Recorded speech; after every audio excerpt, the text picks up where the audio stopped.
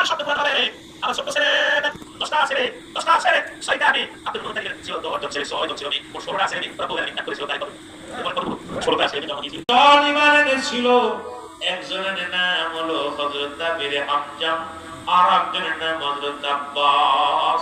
জোরে জোরে চিল্লায় বলা যাবে না আল্লাহু আকবার।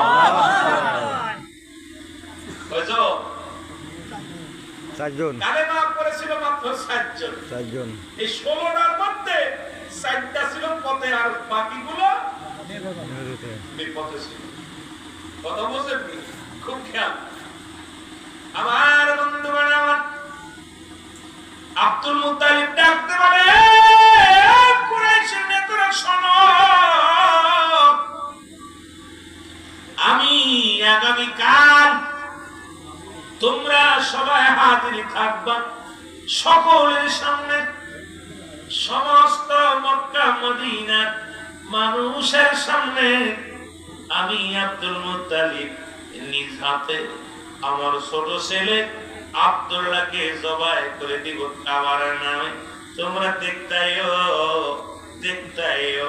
আমি আব্দুল মুত্তালিব কথা দিয়া কথা করে খেলাপ করি না। সুতরাং নিয়ত করেছিলাম, মানত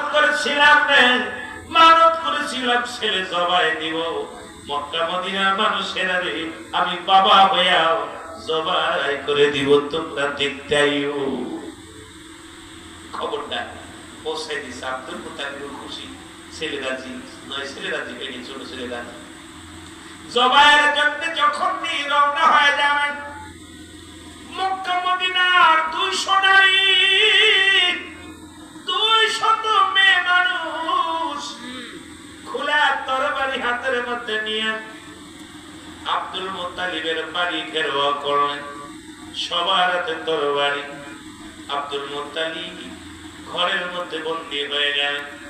মেয়েরা ডাকতে বলে, আব্দুল মুত্তালিব শোনো, তোমার আরো 9টা ছেলে আছে, তাদেরকে জবাই করো, কোনো কষ্ট নাই। 9টাকে জবাই করো, কোনো কষ্ট নাই। কিন্তু আমরা মেয়েরা বেঁচে থাকতে আব্দুল্লাহর গায়ের একটা পশমের ক্ষতি হতে দেব না। তুমি আব্দুল্লাহরে চিনতে পারো না, ওই আব্দুল্লাহর কাছে আছে জগৎ বিখ্যাত নূর, জগৎ বিখ্যাত খনি।